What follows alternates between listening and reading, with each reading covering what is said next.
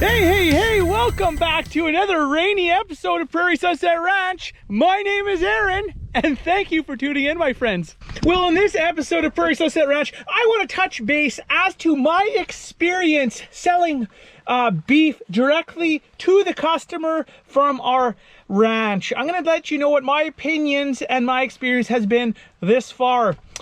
Also, I want to go check on those bales that we salted, those heating bales that we had, the Oats Green-feed that was going to spoil.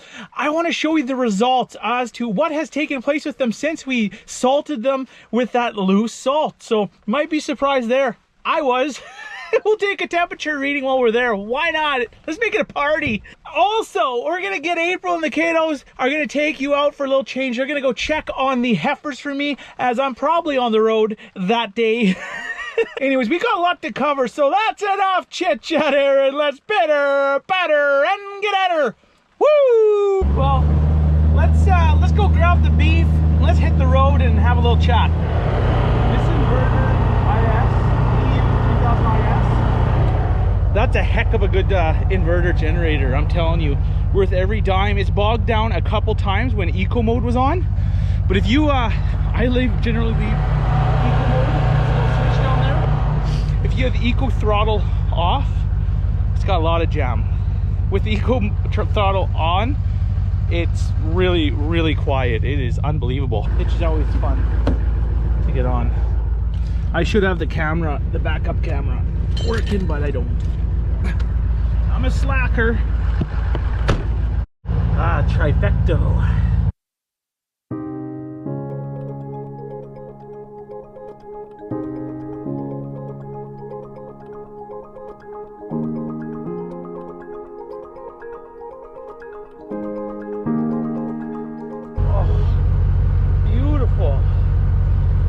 First try. It's gonna be a good day, people. It's gonna be a good day.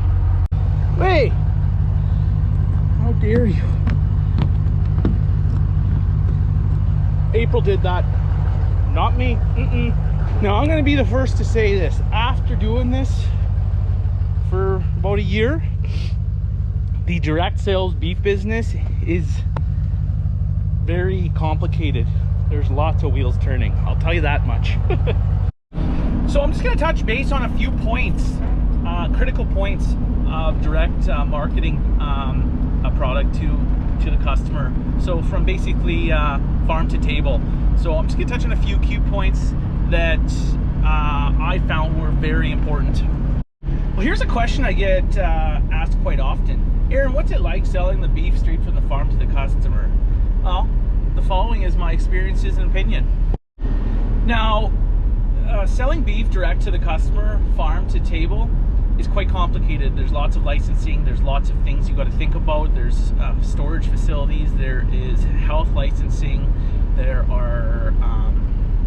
a lot of things to think of besides just, getting the meat to the table. Now, in between all this, I'm going to start with my biggest problem with the whole scenario. The biggest problem with this scenario is just the amount of time, the amount of labor needed or involved to properly run a direct to the customer meat service. It's quite complicated. There's lots of wheels turning. Now, I'm going to tell you this first and foremost. If you're a small guy or girl, cattle rancher, and you're thinking about doing it, make sure you have some help. You got to make sure. What really opened my eyes this summer was the feed shortage. It was obviously a drought. It was a horrible feed shortage. I found myself cutting hay, making hay wherever I could, far from home. So I'm driving every day.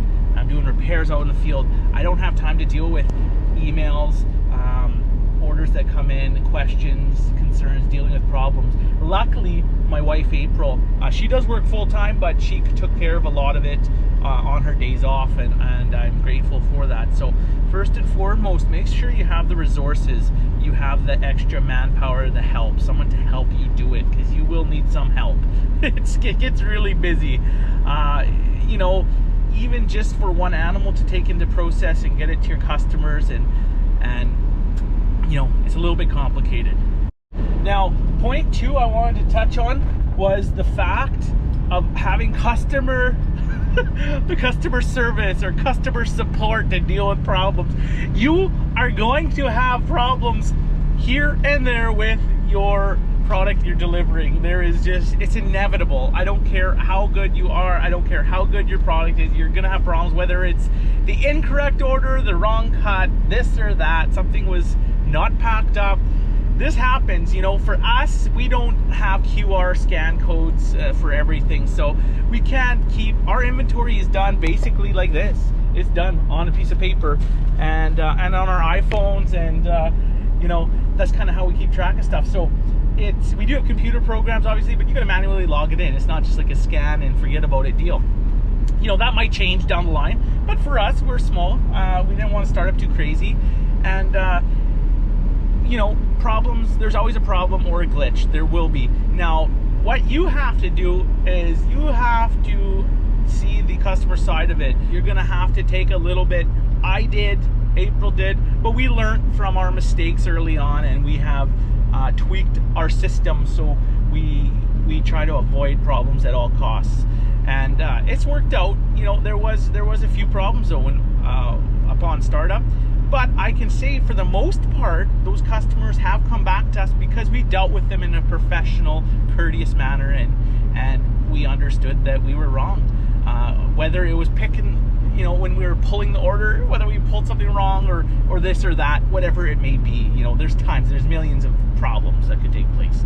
So definitely be aware of that, and definitely keep your mind on the customer, and you got to keep that customer happy. Ultimately, you're gonna have personality clashes, you're gonna have people that are a lot different than you, but you got to learn to deal with everyone in a reasonable and courteous manner. Now the product's tough. You got to keep a level, you got to keep a certain level of quality to your product. You got to make sure they're kind of uniform and they're all in line with each other. Now this is sometimes gets a little bit difficult, you know, to make sure that the product is all uniform, because you have cows different ages, this and that. Now you got to make sure that those animals are all going to be on the same playing ground. Now, whether it's your feed program, you got to make sure everyone's taking in the same amount of feed, everyone gets treated the same, so you have basically a uniform product, you know. And obviously you got to have you know, a good butcher. You got to have a good butcher that can do the proper cuts, and there's lots of butchers around, and you know, it's just a matter of finding that one guy or girl, family-run business, whatever, that will treat you right and do the proper cuts day in, day out. Now the next question, this is probably the most popular question. Oh, how is the money with direct beef sales? It's okay. It's good. It's not what you think it'd be. At the end of the day, I don't know yet. We haven't gone through the full year yet. Next year, probably the end of next year, will be the ultimate test, because that'll be a full year of running and seeing what our costs are. You know, there's a lot of costs involved. There's a lot of money put up front. There's a lot of holding on to inventory. So you got to be prepared to soak up a little bit on the slower months, slower weeks. It's not going to be ramped up at all times. And you know, as far as money goes, it's okay. If cattle prices, feeder prices were to improve, I don't know, it's going to really be closing the margins. At the end of the day, you're charging X amount per product, and no, yeah, you could make more money if you started pricing everything as to what the retail prices are. We don't. We want to make it a good product that everyone can afford. What I do like about it is it's more stable. You know what you're going to get per pound. You know, you're not going to clean up one auction. You take in your animals at one auction, you make a killing. I haven't really made in the last few years, but you know, there's big fluctuations, and that's expected. So anyways, that's that. I can't really touch on that too much. This year's been crazy. The money's going out quicker than it's coming in. As for everyone, you know, trying to make feed, buying feed and straw, it's just unbelievable this year. But that's a little bit about that portion of it. Or if you are, in the market for beef, make sure, go to a local beef producer, someone in the area, do your research, call them up, and see if you can buy some beef off him or her, because you know what, you're supporting a family farm. I'm talking, buy off the small guy. Don't go to the big chain stores and go buy beef. You know, you're gonna have a better product, you're gonna have a cleaner product, you're gonna pay less, and you're gonna just have a better experience overall. I guarantee you, if you tried right off the farm beef, you're probably not gonna go back to a store to buy beef or meat ever again. That's the way it is. That's the way it goes. You're gonna have a much better product. You know, a small farm, small cattle farmer, rancher is gonna raise their animal for the most part with a lot of respect, with a lot of pride. And when you have, you know, respect and pride and you know, love for your animals, you raise them good, and ultimately at the end of the day you get a superior product. I'll tell you that much. So keep that in mind. But you're not going to call them up, hey, can I buy a steak? Typically, you know, if you do a cold call or you call up a farmer, they're going to want you to buy a quarter or a half or a whole, whatever it may be. So be prepared to fill your freezer for the winter. Lots of changes coming up here at Prairie Sunset Ranch, so stay tuned. We got lots of things we're going to be changing. Lots of things will be, well, number one, the regenerative farming or agriculture. We're going to be kind of swinging into that aspect, or egg process. So we're pretty excited about that, diving into that this spring. Also, we have a few other things in between there. We're going to be kind of diversifying a little bit the farm. We want to diversify, and we want to kind of expand without getting too big. We don't want to be too overpopulated. So we're going to be trying a few things out here with the coming months. So I'm pretty excited for some changes, and there's going to be a whole new face to Prairie Sunset Ranch. So I'm pretty excited about this, but I'll be releasing that in videos coming up. Anyways, we got 4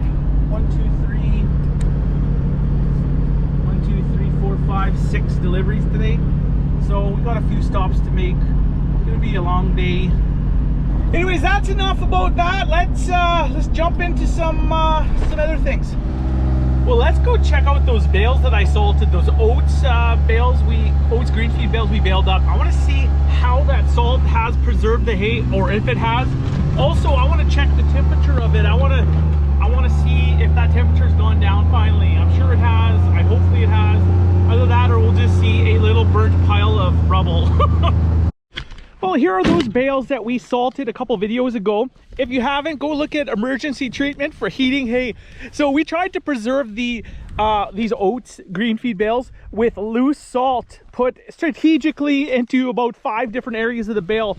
So I was hoping to stop the production of mold from spreading and moving through the bale. So try to preserve the hay so it's an edible food source for our cattle this winter. So let's take a probe here. Let's just poke a little hole. Let's see if we can get a temperature reading. This looks like a good spot. Now, we don't want it well done. So we're gonna set no. Let's get this in there. Damn thing. Let's make a little opening. Try to get this in there good. Oh, there we go. There we go. There we go. There we go. Oh. Last time it was like hot. Now let's see. A little further in. Put it in pretty far.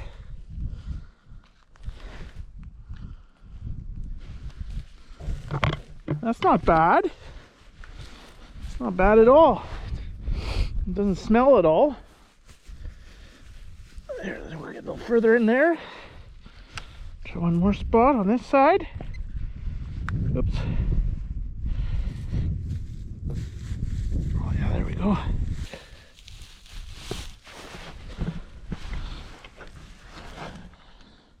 For sure. So, the heating seems to be completely done. They're not heating up like crazy. Like before, they were 160 some Fahrenheit. You don't smell them at all anymore. No warmth when you put your hand in. Now let's take a sample because the salt didn't help with the heating, but it hopefully helped with the curing and preservation of the hay inside there. Let's take a handful from that bale, see if we took the temperature from it.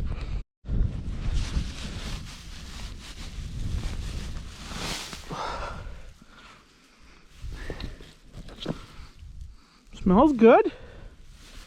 Not really much caramelization there, but could have got lucky.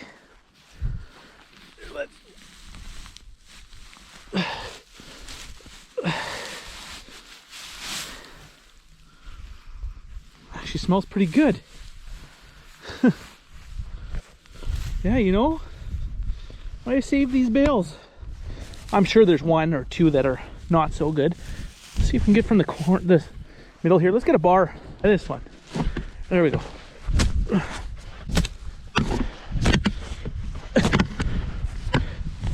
Oh, there we go.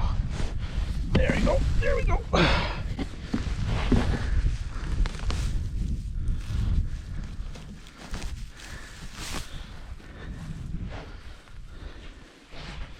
You can see there's a little bit of white.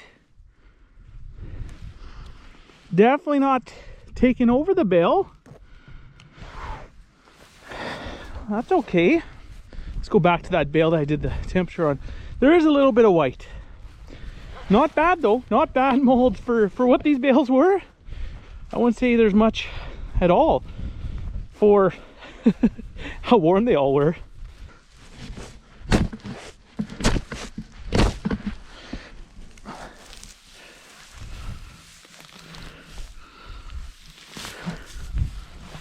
That's right from the core there. Same thing. Smells a little bit caramelized. You can see there's a little bit of white. Do you know what? I'm gonna go ahead and say this was a success. Given the condition and the state of those bales when we salted these, I think they held up quite well. I haven't smelt them for a few days, so I guess it cooled down quick enough, and it looks like the salt has preserved lots of the hay. Now, when I feed these up very soon, these are going to be fed up first off. I'm definitely going to break one up, roll it out, break it up, and show you guys exactly what's on the inside. But I'm pretty happy with that, actually. I'm really surprised. I thought there'd be handfuls of white mold clumps, and it looks like there's a little bit, but I tried to pull from the core because the core, you can see this one isn't so great. But you can also see there's salt there. See where the salt is? Where the salt is, or around, you know, that didn't mold. So I did put lots in the cores because that's where it's heated up, right? It's got to sweat from the inside out. So hey, we might have saved ourselves a bundle of hay. So that's awesome. Really happy with that. I really hope I'm not happy once I break them open. Hopefully the cows are too.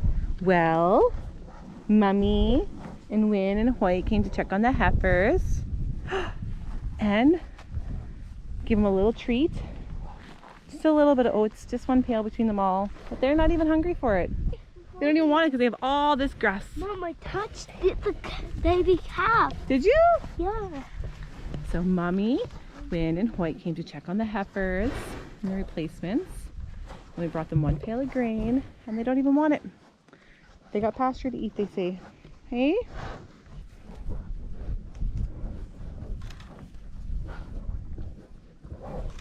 You're okay?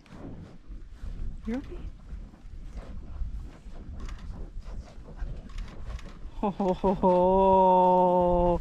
He's just like his mom. That's Pet Baby. Hey? Do you want to go see? Wind might scare them. Wind might scare them, you think? Yeah. Don't go down? No? Okay.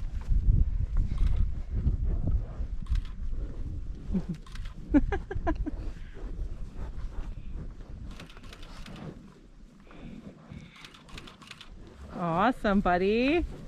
You're a cow whisperer. Again. Oh, I think the rest of his buddies are getting a little scared. It's okay, we're gonna go now, okay? Turning into your friends. Too bad we can't keep them. Look at that, eh? That's enough. Yeah, I know, eh? Wow, you got yourself a buddy. I know.